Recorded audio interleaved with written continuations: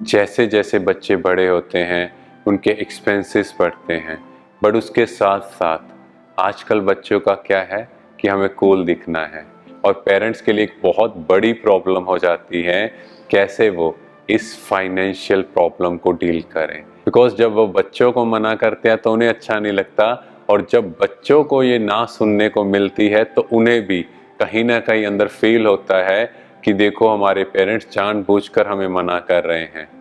तो इस सिचुएशन को कैसे डील करें, यहाँ पेरेंट्स की ड्यूटी है अपने बच्चों के साथ बैठें, उनसे डिस्कस करें कि बच्चों देखो ये हमारा फाइनेंशियल बजट है, हमारी अर्निंग ये है और इतना एक्सपेंस हम बियर कर सकते हैं, और जो भी हम सेव कर रहे हैं आपके फ्यूचर के लिए है, तो क्यों ना जो हमारी इनकम है उस बेस पर ही आप एक्सपेंस करो। और इसमें कई बार बच्चे थोड़ा रिजिड होते हैं, वो कहते हैं नहीं हमें ज़्यादा करना है, तो यहाँ पेरेंट्स को थोड़ा स्ट्रिक्ट रोल प्ले करना पड़ेगा।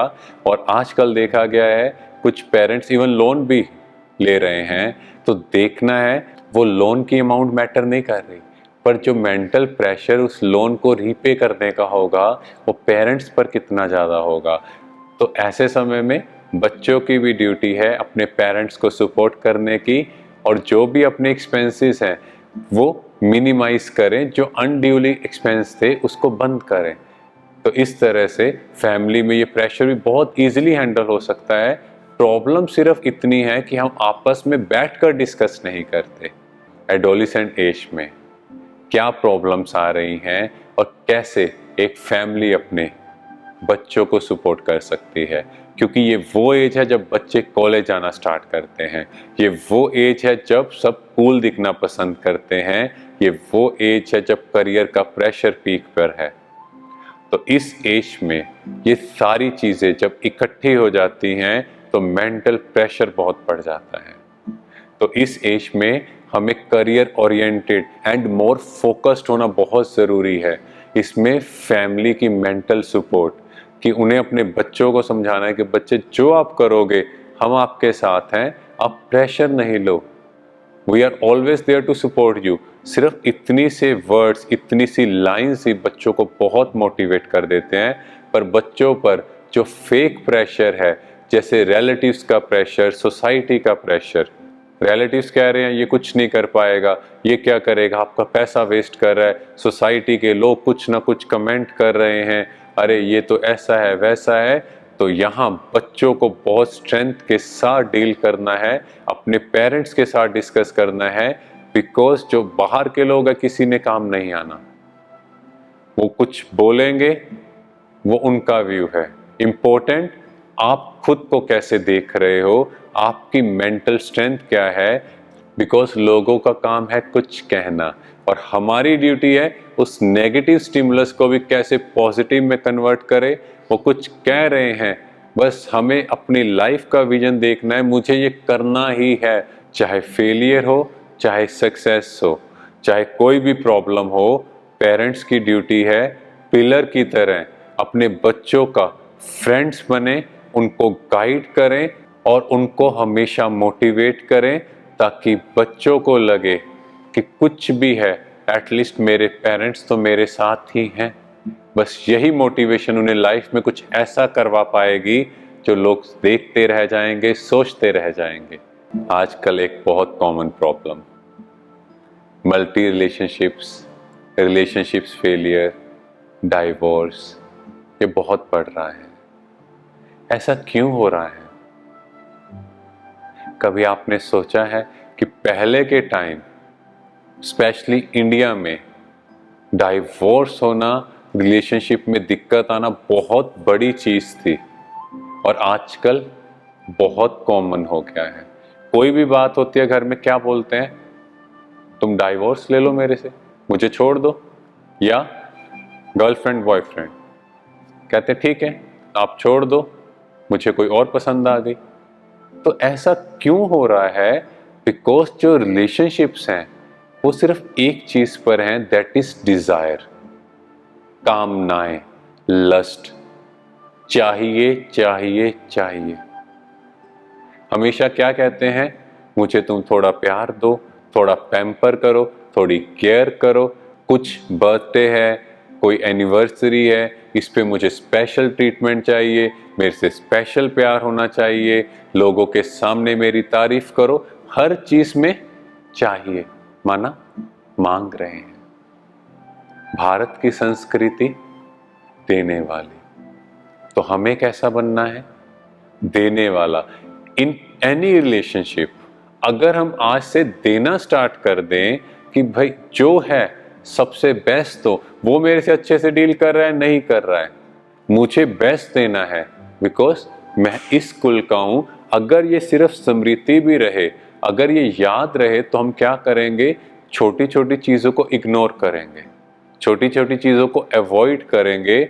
हम कहेंगे नहीं वो ऐसा कर रहे, कोई बात नहीं, मुझे तो अच्छा ही बनना है, मैं तो हूं ही अच्छा, मेरी फैमिली ने मुझे ये सिखाया है। ये बोलना नहीं है, अंदर में याद रखना है। बिकॉज अगर हम बोलेंगे तो ये एक टॉन्ट हो गया।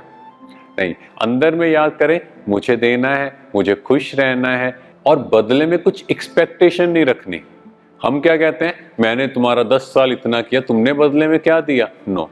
इसका मतलब ये भी एक बिजनेस हो गया। हमें बिजनेस नहीं करना, हमें सिर्फ देते जाना है। और क्या होगा? कुछ टाइम में सामने वाला भी चेंज हो जाएगा। एक छोटी सी एग्जांपल से आप समझो, आपकी वाइफ ने आपके लिए बहुत अच्छा फूड बनाया, पर बाय चांस उसमें थोड़ा सा नमक कम है, तो हम क्या करते हैं? इमीडिएटली रिजेक्ट करते हैं।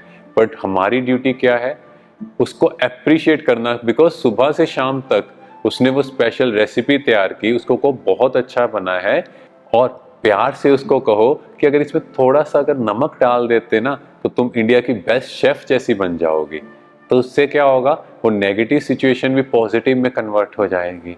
तो इसी तरह अगर हम हर चीज में अप्रिशिएट करना स्टार्ट करें, चाहे वो छोटी सी चीज करें, ये नहीं सोचें कि ये बहुत छोटा सा गिफ्ट है, उसको मॉनेटरी वैल्यू की बजाय छोटे से एफर्ट को भी अप्रिशिएट करें, तो क्या होगा? हर रिलेशनशिप में बहुत डिविनिटी आ जाएगी, और हर रिलेशनशिप में सर्वाइवल हो जाएगी। बिकॉज ये कोई सोल्यूशन नहीं है हम बोलें उसकी गलती, वो कहे नहीं उसकी गलती, ये कोई सोल्यूशन नहीं है। हम एक दूसरे को ब्लेम कर रहे हैं, या फिर ग्रहों को, नक्षत्रों को, वास्तुशास्त्र, किसी न किसी चीज पर ब्लेम डाल रहे हैं। उसकी बजाय सिर्फ एक हैबिट चेंज करनी है कि मैं देने वाली आत्मा हूं, बस। तो आप देखोगे आपके रिलेशंस कितने ब्यूटीफुल होते जाएंगे। बिकॉज जैसे ही बच्चों की मैरिज होती है, एक नया फेज स्टार्ट हो जाता है। एक ऐसा फेज जो पूरी फैमिली में बहुत बड़ा ट्रांजिशन फेज लेकर आता है। कई बार पेरेंट्स इस फेस में फील करते हैं कि हमें थोड़ा इग्नोर किया जा रहा है, उनकी वैल्यू थोड़ी कम हो रही है, पर उन्हें यहाँ एक्सेप्ट करना होगा कि घर में एक नया मेंबर आया, और उसकी वैल्यू वैसे ही होनी चाहिए जैसे घर में छोटा बच्चा आता है तो सब उसका ध्यान रखते हैं। अब हम प्रैक्टिकल सिचुएशन को समझें। जैसे घर में बहू आई, उसको भोजन बनाना नहीं आ रहा। अब सास की यहाँ ड्यूटी क्या है? उसको प्यार से भोजन बनाना सिखाए। और जब वो भोजन बनाए, ऑब्वियसली परफेक्ट नहीं बनेगा, कुछ ना कुछ कमी होगी, सारे फैमिली मेंबर को कहे कि हमें इसे अप्रिशिएट करना है, किसने जो भी किया बेस्ट किया, धीरे धीरे सीख जाएगी। तो इस बात का बहू पे क्या इफेक्ट आएगा कि उसकी सास उसे मोटिवेट कर रही है, और कहीं ना कहीं जो वो अपनी फैमिली को पीछे याद करती है कि उसकी मदर ऐसे करती थी, वो उनको भूलती जाएगी। बिकॉज उसको सास से वही प्यार मिल रहा है, मे बी ज़्यादा मिल रहा है, बिकॉज उसकी सास उसकी कमियों को नहीं, उसको और बेटर बना रही है। नेक्स्ट चेंज, घर में कुछ ना कुछ बात होती है, तो कहीं ना कहीं हम नए मेंबर को, बहू को सबके सामने इंसल्ट करते हैं। जब हम ऐसा करते हैं तो बहू भी नेक्स्ट टाइम क्या करेगी? कुछ ना कुछ उल्टे आंसर देगी, और फिर घर में क्या बात होगी? देखो ये कैसे बोलती है, इसको इसके घर वालों ने सिखा कर नहीं भेजा, और इस बात से बात और बढ़ जाती है। पर यहाँ पर पेरेंट्स क्या कर सकते थे? जैसे ही ये बात हुई, वो उल्टा अपने बेटे को बोलते कि तुमने कुछ नहीं बोलना, जो भी बात है शांति से टेबल पर डिस्कस करो। अब जो नेक्स्ट चेंज करनी है, कई बार बहू फिर अपने घर पर फोन करते हैं, सारी बात बताते हैं। यहाँ पर बहू के पेरेंट्स का भी बहुत बड़ा रोल है। उन्हें कहना है कि आपको कोई भी बात हमसे नहीं करनी, जो भी डिस्कशन करना है वही आपका घर है। अब इससे क्या होगा, कहीं ना कहीं जो बहू के फैमिली की नेगेटिव वाइब्रेशंस भी स्टॉप होंगी। और जब घर में बैठेंगे और सास को भी लगेगा कि नहीं, बहू हमारी है, हमें इसको साथ में लेके चलना है, तो ऑटोमेटिकली वो नेगेटिव ऑरा स्टॉप हो जाएगा। और देखा गया आजकल गली मोहल्ले वालों को घर की सब बातें पता होती हैं। तो ये भी चीज़ स्टॉप होनी चाहिए, क्योंकि आपने एक गायन सुना होगा, घर का बेदी लंका ढाए। तो यहाँ घर का जो भी मेंबर बाहर बात कर रहा है वो भी स्टॉप होनी चाहिए, कि लोगों की तरफ से नेगेटिव वाइब्रेशंस आएंगी। फिर नेक्स्ट चेंज, कई बार बेटा भी बहू के आगे अपने पेरेंट्स को बोल देता है और पेरेंट्स भी उसको इंसल्ट करते हैं। तो इससे क्या हो रहा है, कहीं ना कहीं न्यू मेंबर माना बहू की भी हिम्मत खुलेगी ऐसे बोलने की। तो यहाँ पेरेंट्स का भी एक बहुत बड़ा रोल है कि अपने बच्चे की इंसल्ट बहू के सामने नहीं करें। तो ऑटोमेटिकली बच्चा भी ये ध्यान देगा कि कोई भी बात बहू के सामने ना हो। और इससे क्या होगा, पूरी फैमिली के अंदर एक डिवाइन संस्कार होगा, जिससे जो नेक्स्ट जनरेशन भी घर में आएगी वो भी उस डिविनिटी के साथ आएगी, एक दूसरे से बहुत रॉयल्टी से बात करेंगे और घर का माहौल सतयुगी हो जाएगा, जिसका गायन घर घर स्वर्ग बन जाएगा।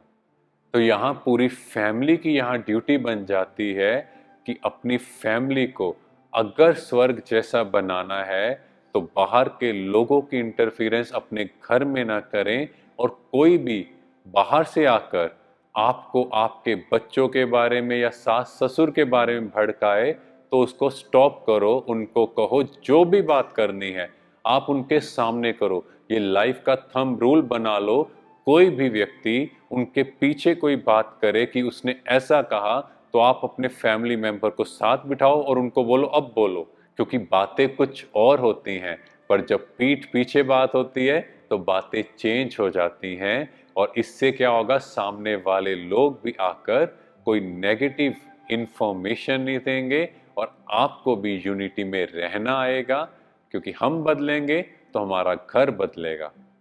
Thank you. ओम शांति।